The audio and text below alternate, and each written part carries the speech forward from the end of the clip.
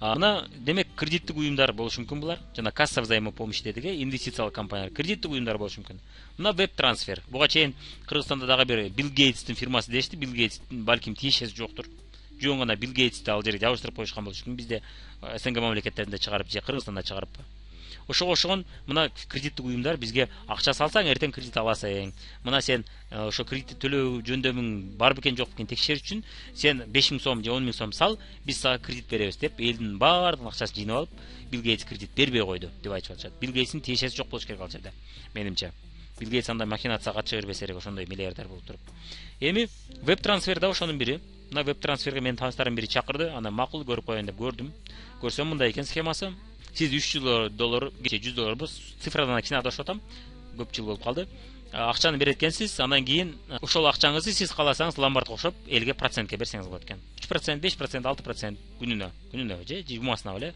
Анан ошону бергениңизде ошол адамдардан сиз пайда көрсөңүз болот экен. Анан мен сурадым, кардар ким десем, ким муну алат десем, алар залог койбойт го, кантип бул жерде веб трансфер өзү жооп берет ошол клиенттерге дейт. Аңгайлаштуу, кантип жооп берет? Башым мен Кыргызстандан мен кредит алып качып кетсем, веб трансфер мени каяктан табат деген суроого жооп ала албадым ал адамдан. Жок, сенин акчаң залогда, сен мисалы үчүн $300 киргиздиң, анан кредит алсаң болот. Онда мен $300 киргизсем, анда мага кредиттин негири бар. Мен андан көрө $300 өзүм эле алып кредиттин ордуна иштете бербеймби десем, ушундай да сен эми алдын ала билбейсиң кредит керек эмес керек. Ушундайбы? Хорошо, мен $300 киргизип койдум. 2 айдан акча керек болуп калды. Демек мен өзүм акчамды албай сенен аламбы процентке десем, ооба дейт. Анда мага бул уюмдун эмне кереги бар? Мен өзүмдүн акчамды киргизип алып, анан өзүм акчамды процентке алсам, бул мени алдоо деп жооп ала албадым. Ал дагы мага ачык жооп бере албады. Кардар ким өзү десем, жооп бере албады. Кардар мына Европада адамдар бар экен. Алардын акчасы көп талар. Мен акчамды көбөйтөм деп киргизип атам, бир убакта срочно керек болса, өзүнүкүн чыгара албайт, бизден алат дейт. Таң калыштуу схема экен деп калдым. Бул алдоо жолуна окшоп көрүндү мага. Мунун клиенти көп эмес. Анан кийинкини ойлонуп көрүп подозрение түштү. Муну элдер албайт. Муну веб трансфер өзү эле калп эле алып, мына бир жерде базар бар деп алдап атат деп түшүндүм дагы. Анан айттым, ушундай экен десем, менин карасам көптөгөн адамдар, серьезный адамдар акчаларын көтөрүп келатат. Банкта иштегендер көтөрүп келатат, сотто иштеген адамдар көтөрүп келатат, акчаларын көтөрүп келип салып атышат. Анан текшерип атышат, көрүп атышат, ушунча процент болуп калыптыр деп сүйүнүп атышат. Бирок акчаларын чыгарган жок. Мен мына чыгардым деп мактанды. Хорошо, баарын эле чыгара албайсың десем, эми көбөйтөм да биягын деп атты. Анан ошол адам өзүнүн полиграфиясы бар эле. Арадан бир 2-3 айдан кийин барсам, жок, качып кетти дейт. Эмне болду десем, жана веб трансфер бар эле, ошондон айынан качып кетти дейт. Астында иштеген бала дейт. Айтып атат. Анан мен айттым, дагы бир досум бар эле, ошонун жанында шериги. Ал дагы авиакассасын жаап качып кетти. Ошол авиакассадан ал 3 ай 4 ай раскрутка кылды эле. Наркы болсо полиграфиясын 1 жылдай раскрутка кылган. 1 жылда 2 жылдан бери иштесе эле. Жакшы центрде иштетип аткан адамдар мына бир керексиз эле бир финансылык пирамиданын айынан мына өзүнүн бизнесин да бузуп алды. Андыктан сиз ушул окшогон уюмдар сизге сунуш кылганда дайым ушул суроолорду берип көрүңүз. Чындап кардар барбы, жокпу? Акча каяктан келет? Ошол кардар сатып алган үчүн келтабы, же биз кирген үчүн келтабы деген суроого жооп берген аракет кылып көрүңүз. Мына веб трансфердин учурунда ачык жооп чыкпады. Андыктан мен күмөн санап эле, даже бул опасный нерсе экен, элдер чакырбай эле койбойсуңбу десем, мен чакырбасам эле пайда түшөт деп мага ошентип койгон калп эле.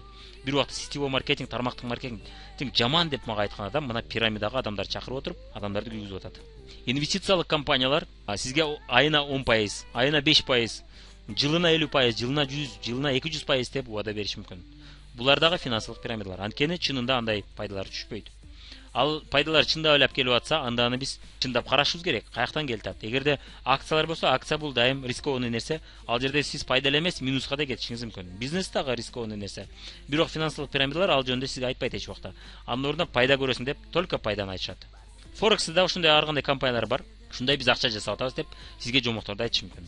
Мына ошолордун бири доверительный управление. Сиз биздин акчаңызды киргизип койсоңуз, бизде атайын күчтүү трейдерлер бар. Ошолор соода кылып сиздин акчаңызды көбөйтүп берет дейт. Ошолордун бири дагы Telex Free. Telex Free бул да доверительный управление.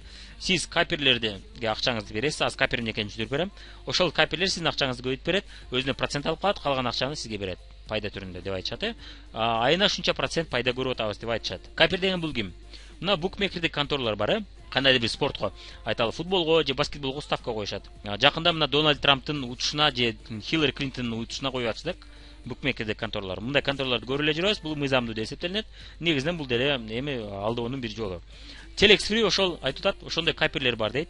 Ошол жерде профессионалдар бар да, ошол ставка коюшту билишет. Алар любитель эмес, алар көп жылдан бери жасап жүрүп, уже түшүнүп калышкан.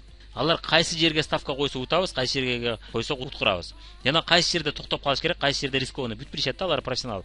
Алар ошонун эсебинен жашайт, алар айлык эч жерде иштебейт. Алар өздөрүнүн акчасын ставка коюп акча табышат. Ошону капер деп коет. Telex Free'де ошондой каперлерди биз ишке алдык. Силерге ошондой ставка коюп берип, ошондой утуп берет деп, элдердин акчасын жыйнап алды дагы.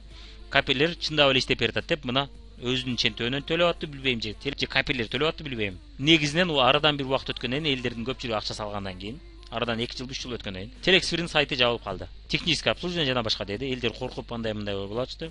Арадан жарым жыл өттү, вообще эле ачылбай койду. Элдер бири-бирин жеп, бири-бирин тытышып жатып калышты. Орто жолдо Telex Free акчаны алып алды. Ал эми ошого чакырган адамдар күйүп калды. Жана чакырылып келген адамдар да күйүп калды. Мына элди алдоонун, элден акча жыйноонун бир жолу болду, доверительное управление. Ошондой эле жашырылган финансылык пирамидалардын бири бул кымбат баалуу продукция саткан компаниялар. Жана айтып кеттик, өтө бул жерде кылдаттык мамиле кылышыбыз керек экен. Эгерде сапаты анча эмес, орточо болсо, бирок товардын баасы өтө кымбат болсо, анда бул бизге күмөн саноо туудуруш керек экен. Мисалы үчүн Diamond Rewards жана мисал катары айтып кеттим. M-Goldex алтын слитоктарын сатат. Алтын слитокторду негизинен биз банктан сатып алсак болот. M-Goldex'тин баасы кандай, банктыкы кандай мен салыштырып көрбөпмүн, бирок негизинен алтынды сатып алгандан кийин сиз сатып алдыңыз, анын баасы өсүшү өтө кыйын да. Бирок эгер кризис болсо, валюталар инфляция болуп кетет. Бирок алтын инфляция болуп кетпейт да, ал баасын жоготпойт. 10 жылдар бою, 20 жылдар бою бул акчаны кармап туруунун жолунун бири. Бирок эч убакта анын өсүшү кыйын. Анын баасы көп төмөн түшүп кетпейт жана резко өсүп кетпейт. Ал эми валютанын баасы тез өсүп, тез түшүп турат, бул ойноп турат. Алтындык кандай өсүп түшө бербейт да. Акча кармап калуу жолу. Бирок муну M-Goldex эмне деп атат? Акча көбөйтүп алыштын байыштын жолу деп атат. Макул, байыштын жолу болсун, 10 жыл күтөлү дейли. 10 жылдан кийин аны сиз сатам десеңиз, өтө кыйын процедура. Эгерде сиз колуңузга ошол алтынды алган болсоңуз, сиз сатам десеңиз, биринчиден салык төлөшүңүз керек болот. Ушундай салык бар, алтын сатканыңыз үчүн. Жана аны банктан башка эч ким албайт. Эми сиз банкка барып сатчу болсоңуз, ошол эле инфляция болгон акчаны аласыз кайра. Сиздин акчаңыз көбөйгөн жок андачы. Инфляция болуп кеткен акчаны аласыз да. Натыйжасында M-Goldex жана M-Goldex'ти менен кошо иштеген лидерлер гана акча жасап калтат. Сиз акчаңызды уткуруп атат, же акчаңыз замороженный туруп атат. Андан көрүш сиз валюта киргизсеңиз дагы тезирээк пайда көрүшүңүз мүмкүн да. Анткени көтөрүлгөндө, бирок ал жерде риск көбүрөөк. M-Goldex'тин учурунда балким риск жоктур. Бирок сиз акчаңыз жөн гана замороженный туруп калтат. Бирок эсибизде болсун дайым, орто жолдо канчалаган ортомчуларга төлөп калтабыз да. Анан муну сатуу өтө кыйын деп атабыз. Анткени сиз таанышыңызга эми алтындын слитигин сатып көрүңүзчү, алат экен, албай экен. Же сунуш кылып көрүңүзчү, аны алган адамдар өтө аз. Аны сиз табасызбы, таппайсызбы белгисиз да. Акчаңызды качан кайтарып аласыз белгисиз ал нерсе. Өтө тобокел проектта. Андыктан бул дагы жашырылган финансы пирамидага өтө окшош болот. 100% деп айта албайм, бирок өтө окшош да. Качы орто жолдо элге керексиз же жалган товарды, же жалган кызматты сатып атышат. Официалдуу эмес валюталарда ошол мына OneCoin, Bitcoin. Балким бул видеону көрүп аткандар мени жаман көрүшөттүр, бирок мен өзүмдүн оюмду, пикиримди айтып атам. Мен сизге акыркы инстанциямын, мен баарын билем деп айтып аткан жокмун. Мен болгон өзүмдүн күмөн саноомду айтып коюп атам. Жана этият болуңуз деген гана предупреждение берип атам да. OneCoin жана Bitcoin бул эмне? Бул электрондук акча. Сиз ушул жерден туруп Америкага которуп койсоңуз болот деген идея менен чыккан акча. Жана ал интернет аркылуу эмес, өзүнүн башка каналдары аркылуу барат да. Аны мамлекет жана башка бирөө контролдой албайт деп айтылат. Чынында мамлекет керек болсо каалаган валютаны контролдой алат. Эми мына Bitcoin же OneCoin ошол валюта болсун дейли. Булар азыркы учурда билишимче Bitcoin жакынкы арада чыкты деп айтыштыбы же чыга элек деп айтыштыбы. Bitcoin'ду мен биржага чыкпады деп айта албайм. Бирок OneCoin азырынча чыга элек биржага. Биржага чыкпады дегенибиз, демек бул валюта ачык сатылып аткан жок. Bitcoin чыкты деп уктум окшойт. Бирок чыккан учурда эмнеге биздин валюта, обмен валютага барып сиз аны сунуш кылсаңыз албайт. Эмнеге албайт? Балким бул болгон услугтур. Элди алдаонун жолудур балким. Эми чыкпады болуптур. Экөө тең чыкпады деп айталы. Бул жалган деп айталы. Жалган болгон учурда демек бул финансылык пирамида. Кандайча? Анан Bitcoin'дун курсу буга чейин башында курсу аябай өсүп атты. Элдер ошого кызыгып тынбай алып атышты. Биткоин курс өсүп атат, мына курс өсүп атат, кокой байып атабыз, эртең муну сатсак биз шунча сомго сатабыз. Мисалы үчүн кече 100 миңге алган валютабыз, биткоинибиз эртең 500 миңге өсүп кетти. Мына эртең өстү, эртең да өсөт, эртең миллионго чыгат. Ушунда биз сатып пайда көрсөк болот деп айтышат. Бирок аны биз кимге сатабыз? Артыбыздан дагы бир 1000 киши алып аткан болсо кимге? Ушу жазылган кишилерге сатабыз. Балар мага биткоиндин кереги жок дейт. Кимге? Досуңузга барып сатсак алабы? Кафеге барып алсаңыз, барып сунуш кылсаңыз алабы? Биткоинду, OneCoin'ду айтышты. Кытайда кафелер алып атыптыр деп. Макул, Кытайда кафелер алып атыптыр. Мына Кыргызстанда же Россияга барып сунуш кылсаңыз алабы, албай деген суроого жооп берип көрүңүзчү. Азырынча албайт. Азырынча ал финансылык пирамида биз үчүн. Балким кытайлар үчүн финансылык пирамида эместир, бирок биз үчүн бул финансылык пирамида. Биз үчүн эртең биздин эл үчүн чындап керек валюта болобойбу деген суроого так жооп бере албайбыз да. Бул өтө чоң тобокел. Болбой калсам эмне болот? А мен болбой калышына сизге кепилдик бере алам. Эмне үчүн болбой калат? Эгерде бул чындап элге керектүү ушундай валюта болуп калчу болсо, анда бул доллардын конкуренти болот. Ал эми доллар бул кимдин валютасы? Бул дүйнөнүн кожоюндарынын валютасы. Алар өздөрүнө конкуренттик эч убакта киргизбейт. Киргизчү болсо биз билбейбиз. OneCoin'ди киргизеби же биткоинди киргизеби. Балким OneCoin'ди киргизет, биткоинди жок кылып салат. Же биткоинди киргизет, OneCoin'ди жок кылып салат. Бул лотереяга окшогон нерсе. Муну биз алдын ала биле албайбыз. Кожоюндар кайсынысын киргизет валюта катары айта албайбыз. А бирок көпчүлүк да муну киргизбеши мүмкүн. Анткени долларды андан көрө юаньди же йенаны официалдуу валютага киргизип коюш оңоюраак да. Эми хорошо, бул жөнүндө сүйлөшпөйлү. Эми спрос жөнүндө сүйлөшөлү. Мына OneCoin'дин курсу кокуй өсүп кетип атат. Дагы бир суроо.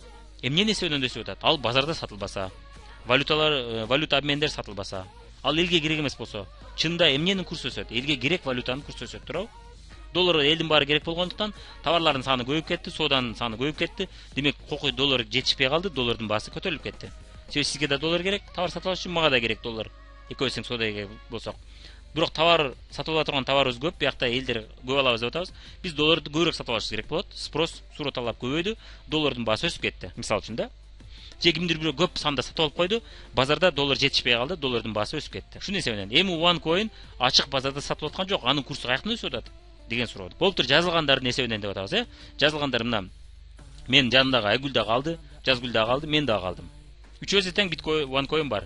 Эми сыртта башка эч кимге кереги жок да. Биз алабыз десек, биз OneCoin компаниясынан өзүнөн алабыз. Бири-бирибизден албайбыз да биз. Хорошо, OneCoin'дан алгандыгыбыз үчүн спрос чоңоюп атат деп атат, А ол чындап эле OneCoin'дан элдер алган үчүн көтөрүп атабы, баасы көтөрүлүп атабы, же OneCoin өзү искусственно көтөрүп атабы? Аны биз так жооп айта албайбыз. Балким бизди алсын, биз кызыгып алсын деп көтөрүп аткандыр, өзү эле компьютерде басып коюп. Кнопканы басып койсо OneCoin'ди алгандар ушунча көбөйдү деп саны көбөйүп атат. Анын курсу өсүп атат. Биз алданып, окой өсүп атат деп алтабыз. Эртең убагы келгенде, мына биткоиндин убагы келгенде курсу түшүп кетти. Сиз 100 миңден алган OneCoin'ыңыз эртең 50 миңге сатылып калды. Ким уткурду? Сиз уткурасыз. OneCoin уткурабы? Жок, ал сизге уже 100 миңден сатып койду убагында. Мына элди алдап акча жыйноонун жолу. Элге кереги жок, кызматы же товарды жогору баада сатып атат. Биз ага ишенип, дагы адамдар чакырып, тааныштарыбызды, туугандарыбызды лок кылтабыз. Алар квартираларын сатып, кредиттерди алып, кокой өсүп кеткен, байып кететкенбиз деп алып келет. Ким кепилдик бере алат? Сиздин туугандарыңыз келгенде дал ошого түшүп калбайт деп ким кепилдик бере алат? Курс 2 эсе түшүп кетет, 3 эсе түшүп кеткенге сен түшүп калбайсың деп кепилдик бере аласызбы? Эч ким бере албайт аны. Бир Кудай билет, башка эч ким билбейт. Жана ошо OneCoin'ду ачкан кишилер билет, Бул ошон суроолор толтура OneCoin боюнчачы. Мен кыскача бир кээ варианттарды, кээ суроолорду гана берип атам. Буга жооп, так жооп эч ким бере албайт. Чындап эле OneCoin'дин курсу OneCoin'дин кнопкасынын айынан өсүп аткан болушу мүмкүн. И компанияга бул чындап выгодный. Ал биржага чыкпаса, элдер обменный пункттарда сатылбаса, анын курсу каяктан өсөт? Анын курсу OneCoin'дин жетекчисинин кнопкасынын эсебинен өсүп атат. Qnet компаниясы мына бул дагы товары өтө кымбат болгондуктан, жана элдин көпчүлүгүнө керек болбогондуктан, сырттагы адамдар аны сатып албагандыктан, бул дагы финансылык пирамиданын жашырылган формасына окшоп калат. Эми Малайзияда жашоо деңгээли өтө жогору, айлыктар жогору, андыктан алар үчүн $600, $200 саат сатып алуу же нано диск сатып алуу балким нормалдуу нерседир. Кымбат эместир. Бирок СМГ мамлекеттеринде, Кыргызстанда өзгөчө, бул финансылык пирамида болуп калат, жашыруун. Кантип? Сиз $600 берип жазыласыз, саатта аласыз. Сиз $600 жашоодо сатып алган эмессиз. Сиздин таанышыңыз да сатып албайт $600 саатта. Сиз ал саатта эмне максат сатып алдыңыз? Бизнеске кириш үчүн, байыш үчүн. Хорошо, кирдиңиз. Эми сиз акча табыш үчүн эмне кыласыз? Тааныштарыңызга ошол саатты сатып ал, бизнес кылса болот деп сунуш кылдыңыз. Аларга ал саат кереги жок. Макул, ал ишенип бизнеске кирди. Бирок экөөбүз кирип, эми тааныштарыбызга айтсак, алар кызыкпай койду. Анткени аларга сиз аларга саат кереги жок да. Алар бизнеске кызыкпады. Эмне болот? Арадан изделик. Бирөөдү таптык болуптур, жаздырдык эле, акча түштү. Мындан кийин акча түшпөйт. Эмнеге? Себеби ошого ишенгендердин саны баары бир чектелүү болот да. Бизнеске өзү кызыккандардын саны чектелүү да, баары эле бизнеске кызыга бербейт. Көпчүлүк адам айлыкка иштеп жашагысы келет. Демек, натыйжасында биз эмне болдук? Биз баардыгыбыз акча киргиздик, бирок акчабызды чыгара албадык. Биз эмнеге айландык? Биз локко айландык да. Биз пайда көрө албадык. Макул, мага зато саат калып калды да деп довольный боло албайбыз. Анткени биз үчүн ал чоң акча. Кимдир бирөө ал акча үчүн 1 ай иштейт, кимдир бирөө 3 ай, кимдир бирөө 6 ай иштейт. Андыктан биз үмүттөнүп киргиздик, бирок акчабызга күйүп калдык. Бирок биз канчалаган кардаларга айтып отуруп, канчалаган убактыбызды кетирдик, канчалаган акчабызды кетирген болушубуз мүмкүн. Натыйжасында биз күйдүк. Мындай адамдардын саны өтө көп болот. Андыктан арасынан адамдар чыга баштайт, өзгөчө турмушунан кыйналганда мен ошол саатты берейин, мага акчамды бергилечи деп сурагандар болот. Бирок аларга эч ким кайтарып бербейт. Кайтарып бербегендиктен Ал күнөттү элдер жаман көрө баштайт. Эртең койчу күнөтүңдү дегендер чыга баштайт. Барып ал пирамида, ал система иштебей калат. Жана айттык, эсиңизде болсо, товар начар болсо, кардарга ал кереги жок болуп калса, кардардын проблемасын чечип бербесе, ал финансылык пирамидага окшоп калат деп атабыз. Күнөт дал ошого окшоп калат. Андыктан сиз ал системага кирсеңиз, сиз уткурушуңуз мүмкүн. Балким утсаңыз дагы көптөгөн адамдарды уткуруп отуруп, көптөгөн адамдарды күйгүзүп отуруп акча табасыз. Көп болсо бир жолу, эки жолу табасыз. Сизге андай системанын неге бар? Мүмкүн болсо сиз андан көрө аз болсо дагы, бирок 5 жыл бою, 10 жыл бою пайда алып келчү бизнестерди курганыңыз туура эмеспи андан көрө? Бир жолу 1000 доллар тапкандан көрө, сиз 10 жолу, 20 жолу, 100 жолу 100 доллардан тапканыңыз туура эмеспи? Ошондо сиз байысыз го. Анан бир жылда бир жолу 1000 доллар тапкандан кандай пайдасы бар? Аны сиз 10го бөлсөңүз 100 доллар. Айырмасы эмне? Ошончо убакыт, ошончо күч кетирип, ошончо адамды күйгүзүп, айына 100 доллар же 80 доллар болуп каткан. 80 доллар табыштын кереги барбы деген суроого жооп берип көрүңүз.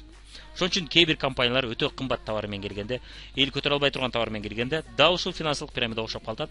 Жана артыбыздан келген адамдар биз лотереяга тарткандай болуп калабыз да.